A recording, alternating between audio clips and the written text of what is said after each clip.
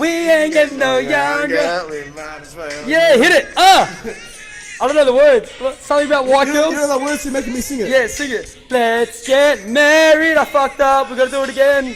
Sorry. Here we go. How long's the chorus go for? Alright, here we go. You start. Do you know? I'm not singing it. The wild girls, I must confess. Sing it, bro. Let's get married, baby. Let's get married. Ha! Alright, let's do this. What's going on, guys? We are back. Yeah! And we are back. We are back with real talk, no bull. Yeah, mate. What's going on, brother? Not much, bro. Yourself? You know, just having a bit of minor figures coffee. Yeah, what? Yeah, no worries. How is it? It's not too bad. Not too bad. Yeah. You know, I opened it and I thought the thing was going to spray up like a Coke can. Yeah, I got a bit excited too, and I jumped back. You know when you shake a Coke can? Yeah, I wanted to jump back and kiss myself. You know? No? Okay. Yeah, no, I don't know about that. Do you reckon we're going to get paid to review stuff from now on? I don't know. You know what? If we get that famous, then maybe. That's the dream. That's the dream. Get paid to advertise on a podcast. That's it. That is the dream. All right. So today we have a very special guest. Yeah, who's that? His name is John. Johnny boy! Yeah, mate. I don't think he likes me. And he's the co-owner of the Corner Clinic Osteopathy in Coburg. Oh, yeah, it's not far from us, is it? It's off down the road, isn't it? Beautiful. Yeah, it's about a K away, I think. Yeah, nice. John, thank you for joining us, mate. Guys, thanks for having me. No worries. Really happy to be here. First podcast today. Not bad. Very exciting, very exciting. I feel privileged. We're taking this podcast virginity. I feel privileged. What an intro. That's pretty good, nothing, man. mate. That's nothing. We're warming up. Oh, wow. All right, John, tell us a bit about yourself. All right, so next year will be my 10th year of being a practising osteopath. Yep. I started back in 2009. And I was working at another practice in Flemington. Yep. We started our practice close to 18 months ago now. My colleague David and I started Corner Clinic Osteopathy. Yep. And yeah, that's kind of been the early start of it all. I played soccer and cricket growing up. Yep. And I think health interest sort of developed for me more, within the course itself as I was learning it and things that way. You're pretty right. much. Did you know about osteopathy prior to doing the degree, or did you hear about it from somebody else, or did you in fact go and see an osteo and then thought to yourself, you know what, I actually really like this, maybe I can do this job? Probably just like everybody else, man. My cousin was studying osteopathy, and I sort of asked him what he was doing. He's a few years older than me. Yep. And he's like, my answer to the question was, what are you studying? He's like, osteopathy. And I was like, what's that? Is that like osteoporosis? Pretty much like everyone else. Yeah. And so once he explained it to me, I did a bit of my own research and sort of found, okay, the allied health fields, physiotherapy, chiropractic, osteopathy. And after researching them on my own, I sort of thought that osteopathy would be the one I chose if I was going to do one of them. Yep. And I didn't really make the decision to actually study it until late in 2012. I didn't know what one was, and it was more of a thing to do the following year rather than a career yet, because I really didn't know a lot about it. Yep. And so that sort of developed, and I learned a lot of, I guess, what an osteopath was, even while studying it. Yeah, right. Yeah. So when you started studying it, how did you find it? Because I know it could be quite full on at the start. How did you find the progression starting it all the way through? Yeah, good question.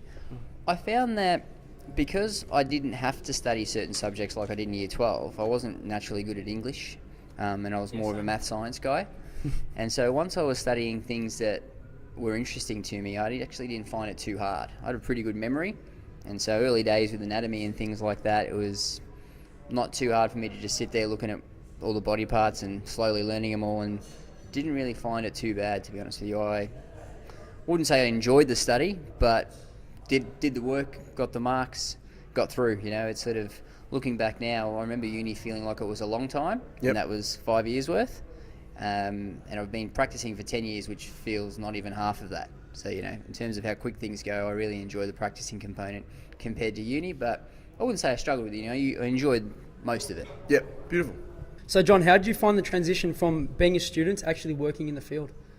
Working in the field is much more practical, and you're dealing with the real common problems that you see within the population. Yeah. With studying, there's a very strong medical background that you need to know in theory. Yeah. So you do find that there's a lot of work that almost seems non-related to what an osteopath does as a musculoskeletal practitioner. Okay, You know, yep. Timos here, who's studying, would be right in the middle of that, just finishing exams. It's once Stressing you the get fuck out, very, very simple rule, common things occur commonly. You're going Yep. to see a lot more sore necks and lower backs and ankle sprains than you are nasty stuff. But you do spend a lot of time learning that because you have to be qualified enough to recognise it so that you can Just in not case it miss does. it. Yep. And they make sure that you do that. That's a really good thing about uni. So the transition is more going, okay, how do I become elite at actually dealing with the stuff that seems really simple but walks in all day, every day? Yeah. Okay. So would you say, I guess for the osteo studying now, to be better at what they're doing than everyone else, to start thinking outside the box rather than just doing what's said to them at school and like, okay, this is what I learned today and this is what I've learned over my 4 or 5 years and only applying that? Or would you say that they need to open up their horizons and start learning outside of the box to get better at what they're doing? Outside of the box being defined as sort of different to university in some ways, yes. Like you never don't use what you used at uni. That Yep. serves as the background. But at uni, they're teaching you how to be a safe, effective osteopath. Yep. And out in the real world, you have to be thinking outside the box, you have to be proactive. Yes. So you have to go out there and actually figure out what it is your role is. Yep. And people often come in and don't know what they actually really need. They think, oh, my ankle hurts and someone told me to see you. And you have to take it from there. Yep. So, I mean, something that we would do at our clinic would be, your ankle hurting's problem number one. Yep. The actual real problem is you can't kickbox. Mm-hmm. Does that make sense? Yeah, So it's so you're like, trying to get them can back to we help you kickbox better? Yes. Is the actual Instead problem. of just fixing the ankle. Yeah, Yes. the ankle getting fixed is like, if you don't want your ankle to hurt, don't use it. Yeah, Like, yeah, you know, yeah, or let it 100%. heal. But that's where things can kick in, and that's a much more longer sort of a chat than just what it is, but that's the big one. I like what you said before, common things happen commonly. Like I've heard that saying before. I think that is a very, very accurate saying. And we've had this conversation before, like you were saying to me, the most common complaint you'll get would be a lower back or neck. Yeah, that's correct. Yeah. I mean, if you think about who we're targeting in our sort of industry and business, it's the broader population, and you have to wonder what the broader population are doing all day, every day. And as much as we would like it in this sort of a gym setting here, they're not all just exercising and walking and being active. Like, we've got a lot of postural issues out there that are based on the fact that you spend 50 plus hours a day in front of a computer, and our bodies aren't designed that way. Yep. People think, why am I getting sore? Like, all I do is sit all day. It's like, that's your answer. Like, you know. So now in saying that, so now I know quite a lot of offices are starting to introduce the standing desks. What's your opinion on that? I think the combination of sitting and standing should be where we're headed. Yep. I think that it is a new thing. You're right. They're getting introduced at the moment. So I think I might see a few more different types of things present to the clinic as that becomes more standard. What they are is hard to tell because, you know, that can be very individual, but I do think that that's a step in the right direction instead of just sitting. But there's not enough of them out there yet to see, oh, there's a lot of leg complaints coming in now, or more hips or anything like that based on standing all day rather than just sitting. I think the real key thing is being still. Like, Yep. if you're not moving for a period of time or you're doing a repetitive task, that's where the common things occur commonly. You know, I'm using my shoulder all day, the shoulder's going to break down sooner or later. You're sitting slumped all day with the lower back under strain, like that's going to cause grief at some point. It's going to be a when, not an if. Yep. No, well said. Yeah. Because I know, I see on Instagram, there's a couple of osteos who they physically go to these workplaces, these offices, and they do like ergonomics type of assessments to make sure that everything is, like their screen levels are the right height, they're not slouched all day. How high is the desk? If it's too high, obviously their shoulders are going to be a lot higher, their traps are going to be a lot tighter. So they really do a lot of those assessments, and I think as an osteopath, like heading down that direction too in terms of assessing the ergonomics in the workplace, I think that's a very, very good path to take as well, because not only are we going to be educating the people in the workplace, this is how we should be spending most of our time when we're at work, but I think we're going to see less of these lower back issues and neck complaints, and I think people will be they'll be able to move a lot better with less pain, if that sort of makes sense. Completely agree. Yeah, I think you're right with that. I mean, forget where I read it, but places like Google and some of these forward-thinking places are doing walking meetings and things like that on the grounds that they have. Really? Yeah, I believe so. Wow. So that would be a good way to do it. Like, yeah, I hear all day, every day, I've got these meetings, and I'm like, how much do you actually participate in the meeting? Like, it's not my world. Like, my world's, consulting all day and walking around the clinic. I'm pretty lucky. Like, it's probably better for your body than sitting all day. But having that sort of environment, and they're even starting things like the way your desk's set up, that you move. Like, you don't have one single desk. I think that promotes people being mobile as well. Yep. So I think all of these are steps in the right direction in terms of minimising that effect. I think the good thing about being an osteo as well, we have that combination of sitting to standing. So, we sit, we take case history, then we stand up, and then we move around, then we sit again. So we're not constantly in the one position. So I think it's a really, really good combination of sitting and standing as well as moving around. I explain that all the time to my clients, that's one of the reasons I probably don't get too many issues. People have asked me about my fingers and my arms just from the manual work that we do. Even then, I don't think I'm working them hard enough, or I'm doing the right things outside of just the room not to have any breakdowns. A lot of people do struggle. There's definitely people that have said it's hard on the body, but so far so good for me. I'm almost 10 years in and can't complain just yet. It's good to hear, man. Good to hear. So besides having the degree background, and not just osteos but other health professionals, do you feel like that students need to learn how to deal with people every day and learn how to have people skills as well? Yeah, absolutely. The number one skill I would think to success, and definitely the osteopaths that do the best out there, are the ones that are really good people. Yeah, that makes sense. People. That's people the one. Persons. yeah, that people, whatever. That's the one. You know what we're getting at. Yeah. The difference between us and a lot of other professions is we actually spend a fair bit of time with our clients, and so you do get to know them more, and you can extract a lot more information that way. Yep. And your client being comfortable with you is super important. So everyone's going to have their own style. You can't not be yourself, but there's no doubt the osteopaths that I know that have done really well are the ones that are comfortable talking with people outside of the realm of just the you have a basic sore back, questions I'm going to fix it. So just besides the basic questionnaire sheet, they actually can be themselves and ask them other questions that aren't, I guess, related to the injury and whatnot. Completely. I could pull up my clinic software now and go through my client list, and just with the names I'll be able to tell you, this is Dan. Dan owns a gym and used to do kickboxing, and at the moment what we're working on is getting his knees right because he's struggling with squats and things that way. And I could probably tell you what his kids' names are and all these sorts of things as well. And is that something that you learnt along the way, or is that something that you've always just had in you at the start?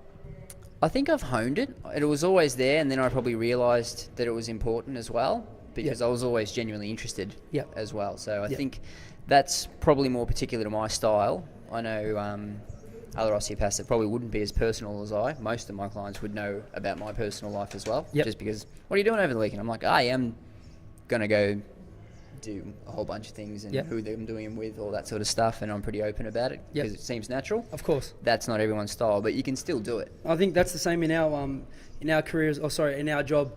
You have to have people-person skills as well. If you can't communicate with your clients, or if you can't get along with them, well, then you're not going to really get ahead of what you're doing, so it's a massive thing as well. The way you saw the way we did the intro, like that's how I am, that's how Timos is, that's us every day. So we're not going to change who we are for certain people, and I think that's a big thing that people are struggling with today's day and age. They're trying to change who they are to fit in with a certain type of crowd, when I feel even if you're professional, you can still be yourself and still get the clientele that you want and still run the business the way you want to run the business. Couldn't agree more. All the successful traits of a PT and an osteopath are probably the same attribute. Quite similar, if you can communicate really well and do the common things really well, you guys are exercise based, you don't need to reinvent the wheel to get people results. You just need to make sure success leaves cues. Like, why would you want to reinvent something that's not broken?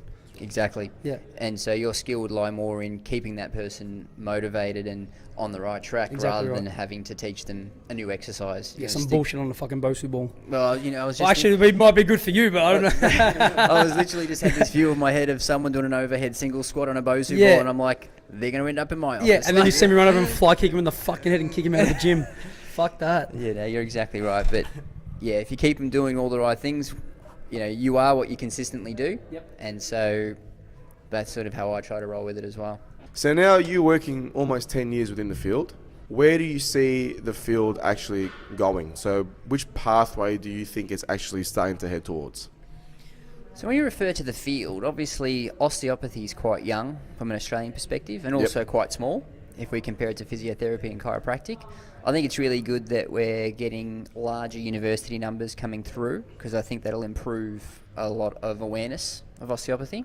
And I truly believe that from a baseline, that's, you know, it's the reason I picked it was when I read about all three of them, I thought that was the way to go. Good combination of the exercise component, the treatment component, how to link that all in.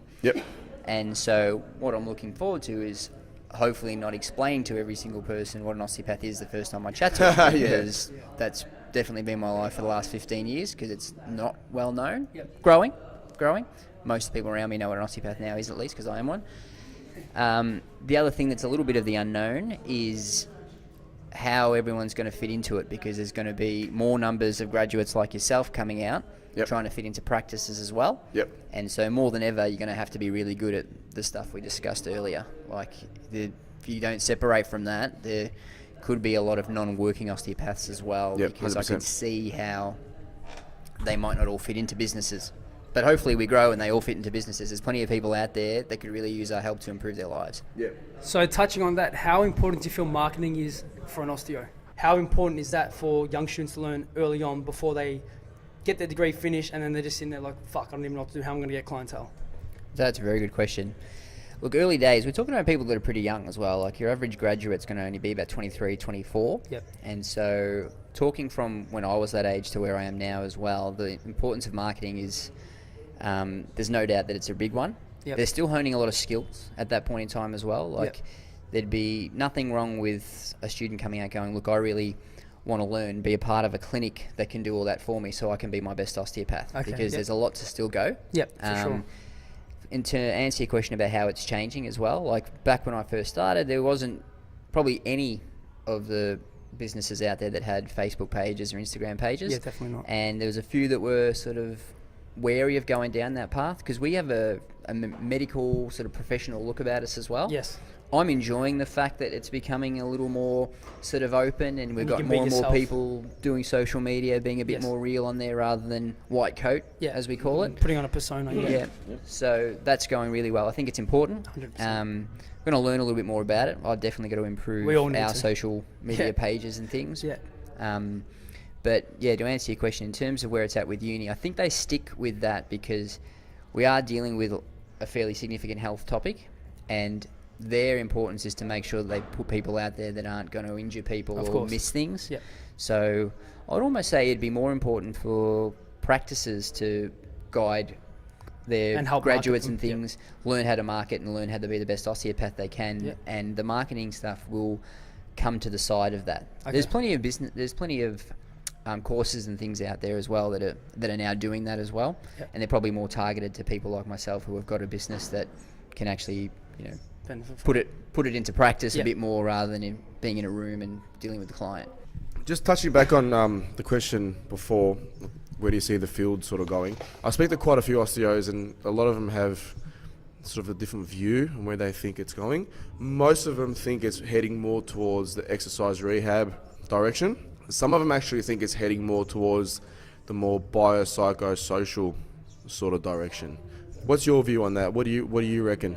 Not to stay neutral on it, but all of the above is right. What you're able to do within a practice is limited by the type of space you have and the type of people you want there. And I enjoy seeing all of it. You know, you can't be all things to all people. Like you mentioned before, I've got a good friend of mine who's an osteopath who does a lot of the ergonomics work, and that interests me heaps. I just haven't found time to check that box off. I'm really interested in the gym component, right? And the way that fits in with the practical component can be tough. Like, I'd love to have a space like this one within my practice, so it was literally like, let's walk down here and do a session, you know? And that's actually what I always say I'd do if I won the lottery, to keep myself busy, because that's one too. That's it.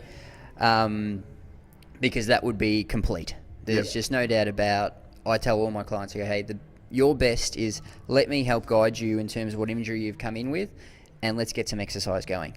Right now, exercise is great because you want to swim, you want to kickbox, you want to do Brazilian Jiu-Jitsu, you want to play football. All of these things are really important to stay healthy. You must stay active. I tell all my clients, if you want your best. how you stay active is so varied, and I really enjoy that component of it because people enjoy different things. Yep. And, you know, the active component sometimes is the thing that can hurt us, but you shouldn't fear it. We manage it, we heal, and we get back to it. No, I think over time, I think a lot of clinics should be having some type of space, like a small gym studio type of space, because the rehab component is very, very important. I think a lot of what we do, and you know, you can agree, you can disagree, I think a lot of what we do is just a temporary type of relief thing. If you don't address the management strategies that we're giving you, you're not going to progress into the direction of getting better. So like some people think, okay, I'm going to go see an osteo, he's going to fix me, or she's going to fix me, and I'm going to walk out there feeling great and I'm going to have no pain. Well, yeah, essentially that could happen, but if it does happen, it's only going to last for 35, 40 minutes, and then you're going to go back to doing all your bad habits again, then all of a sudden you're going to have pain. What's your view on that? Oh, you've hit the nail on the head in terms of the bad habits. So I mentioned before, how do you take what you learnt at uni through to what you take into practice?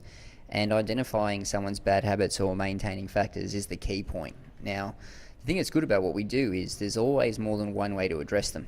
Like, so if you're going to tell someone, stop doing the thing that hurts you, that's going to help them. Or can we strengthen up the area that's getting hurt so it's more durable to what you're doing to it?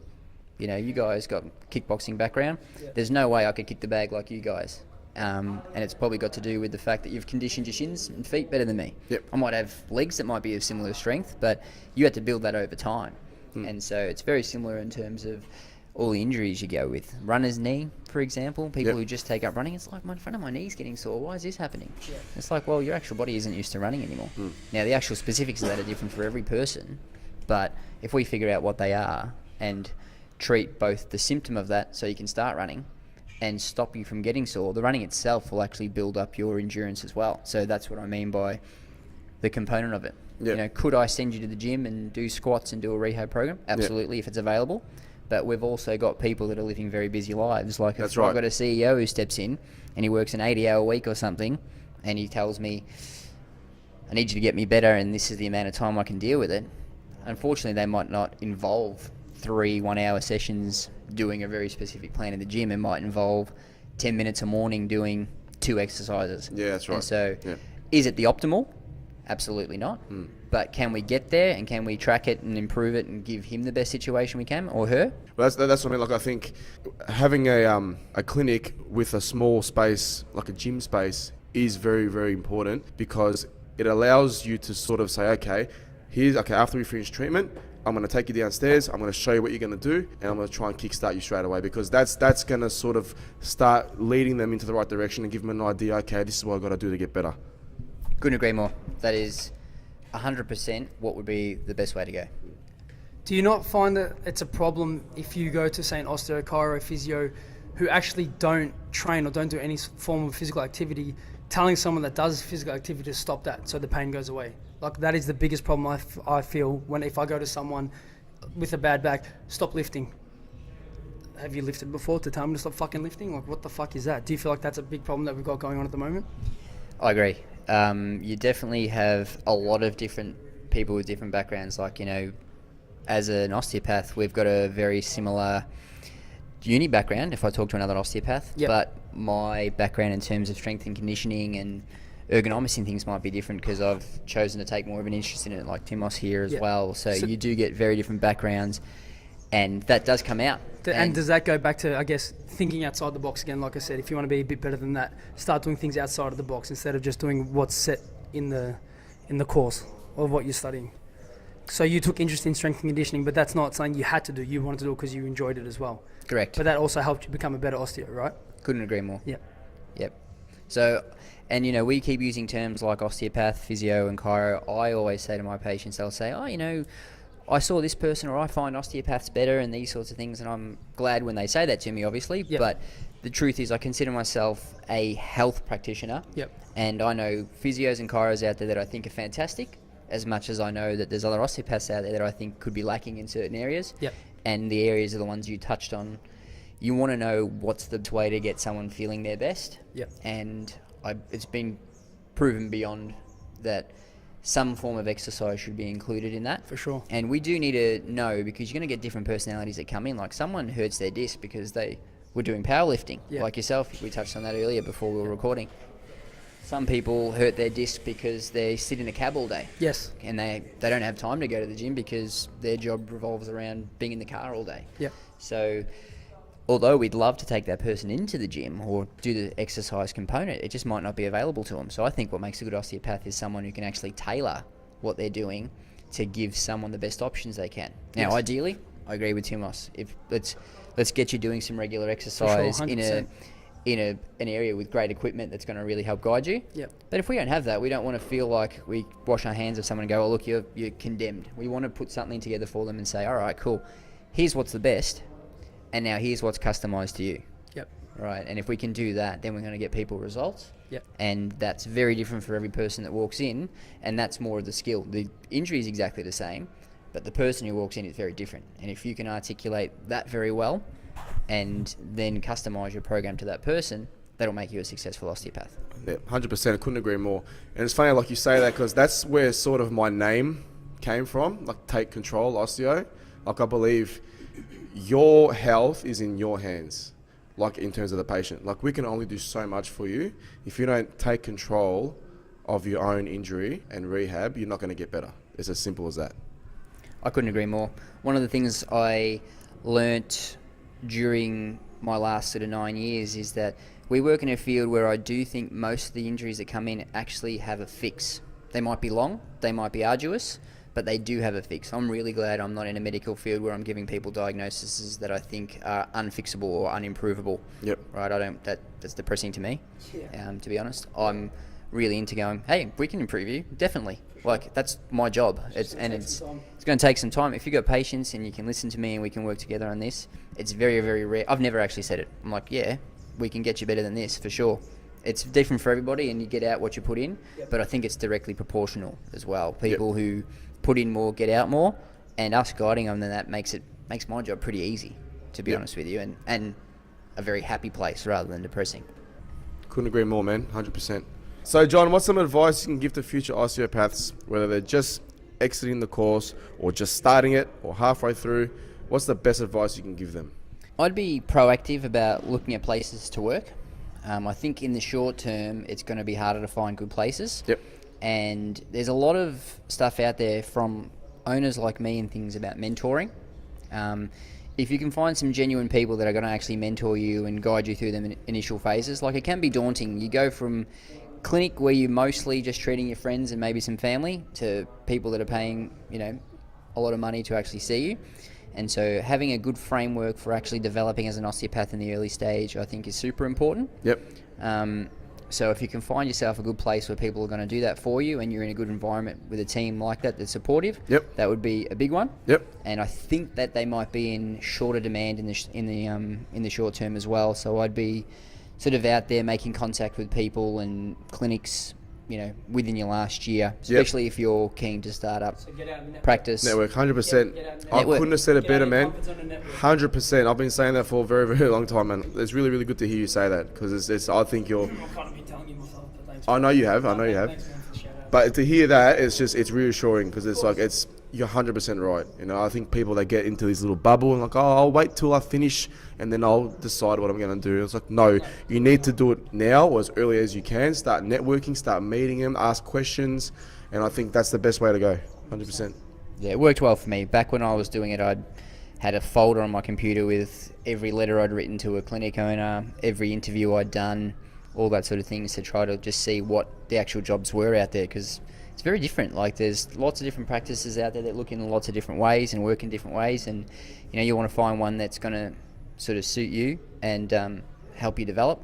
I know at our clinic that's what we really sort of work hard on. That was my role at my previous job, was to take the graduates and work with them. Yep. And that's one of the reasons I was really confident opening up my own place, because I thought I'd be able to get good osteos like yourself involved and help them become what they need to be. Yep.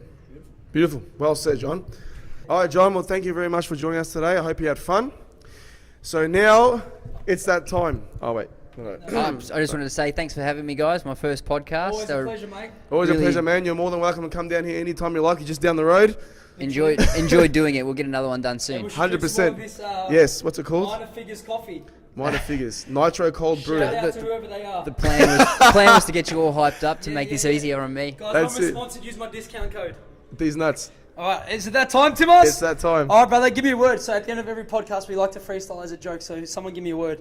Give me a word. Come Win. on, John. Nah, John's the guest. He has to give me a word. Give me a Okay. word, mate. Give me a word. Let's go with osteo. Osteo. Yeah, something. What goes with osteo? I don't know. Nah, give me another one. Osteopath. No. Give me another one. Come on, give me another one. That was rubbish. I can't walk around with osteo. Truck. Truck. Win! Win.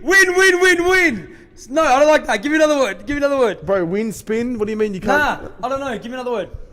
Come on. Eminem Okay. better watch out, man. Oh, I'll fuck Eminem right up. Coffee machine. No, we did coffee machine last time. Come on, bro. Give me a word. Nah, you're a cheeky motherfucker. I see what he's doing there. Quick, give me another word. No bull. No bull. Yeah, Mateo, you look like a fool. Boom. Peace out.